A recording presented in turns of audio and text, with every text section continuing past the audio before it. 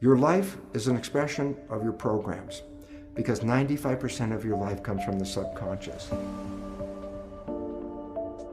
What would happen if your subconscious programs matched the wishes, desires, and aspirations you hold in your conscious mind?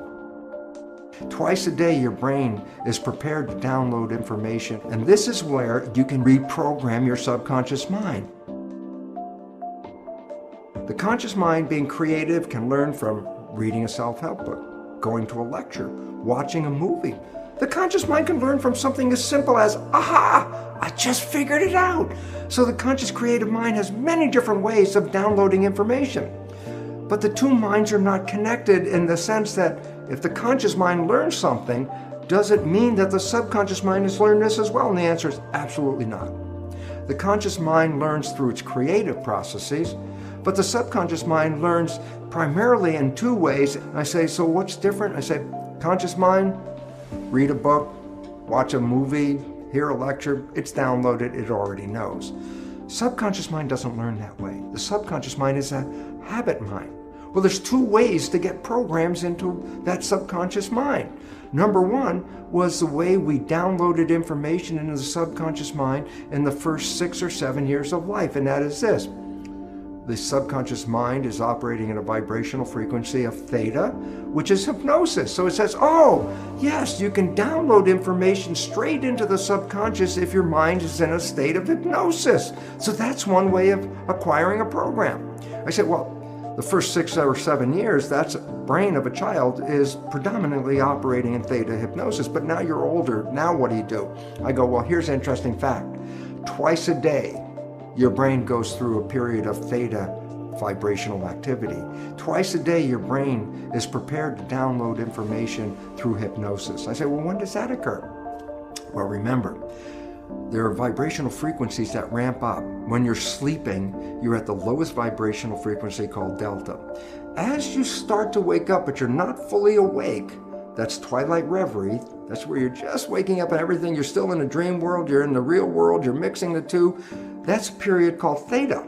So you go from dead sleep, delta. As you begin to wake, the vibrations start to go up and you're in theta. So there's a period of theta where hypnosis can occur. But as you get more awake, theta gets to a higher vibration. Alpha, that's calm consciousness. You're just waking up. You're doing your routine chores of getting ready to leave the house. And by the time you're getting ready to go to work or at work, your brain ramps from alpha, calm conscious, to beta, which is the active consciousness that we usually engage in the busy world in which we live. Well, then you come back home. Well, you've been operating in beta at work, and guess what? You come home, you start to calm down, your brain slips into the lower vibrational frequency, alpha, calm consciousness, and as you start to get ready to go to bed, guess what? From alpha, it drops down to theta as you start to fall off to go to sleep. And when you finally are in sleep, you go from theta to delta. So that means as you're going to sleep, as you're going from the alert state to the sleep state, you also pass through theta. So twice a day, your brain is engaged in theta. On the way in waking up, going from delta to higher vibrations, you pass through theta. On the way of going to sleep, you go from higher vibrations to delta and again pass through theta. So twice a day, your brain is in a state where it is in a state of hypnosis theta. And this is where you can use subliminal tapes to reprogram your subconscious mind.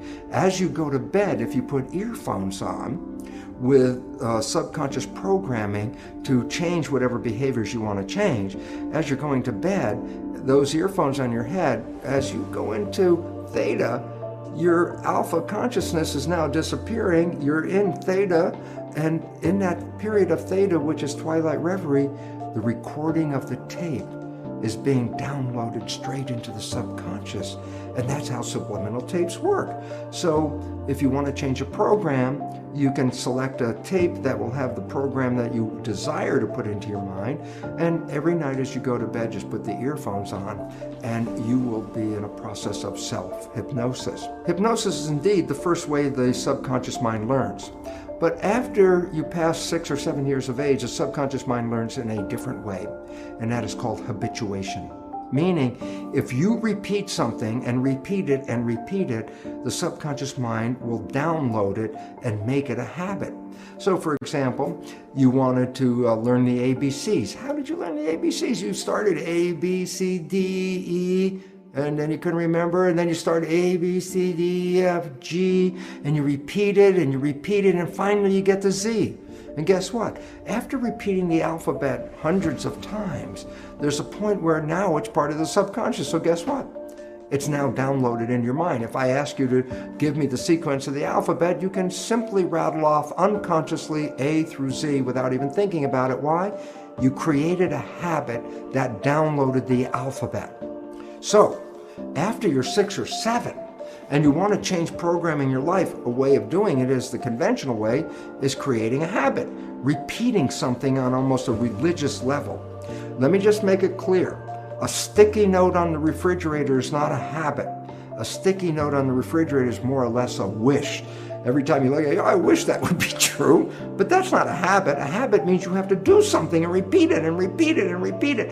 That's the way you learn everything after you're 7, and that's how you learn how to drive a car, for example, or the work that you do, or whatever activities you get involved with. When you repeat them, they become habits in the subconscious mind. But now comes a very important issue. What are the programs you have to change in your subconscious mind?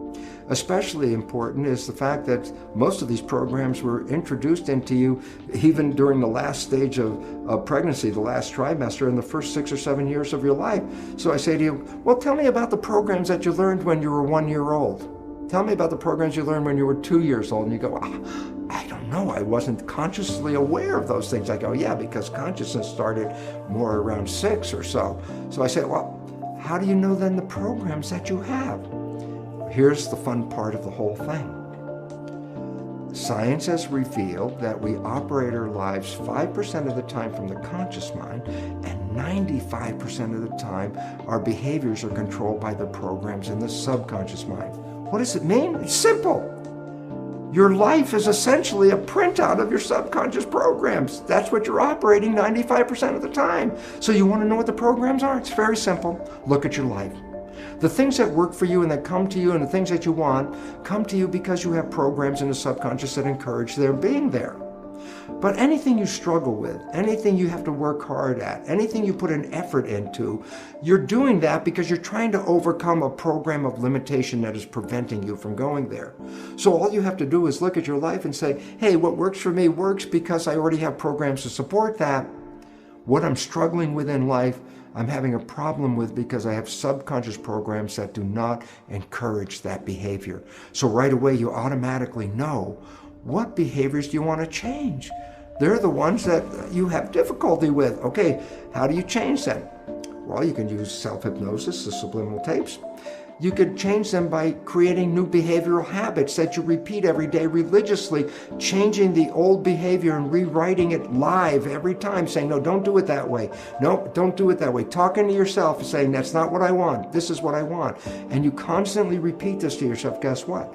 Habit will inevitably change that program and put it into the new program. So now we're down to a very fundamental understanding of life. And that fundamental understanding of life is this. Your life is an expression of your programs, because 95% of your life comes from the subconscious. That if you want to change your life, you could do either of two things: stay in the conscious mind, be mindful, or 2, rewrite the programs in your subconscious mind. Think about this. How many of us talk to ourselves and say, oh, come on, Bruce, don't do that. That's such a stupid thing. And I'm talking to myself to try to change a behavior. And it's very frustrating because the more I talk at myself, the less the behavior is changing. And the more I talk, the more angry I get with myself because I'm not listening to my own suggestions.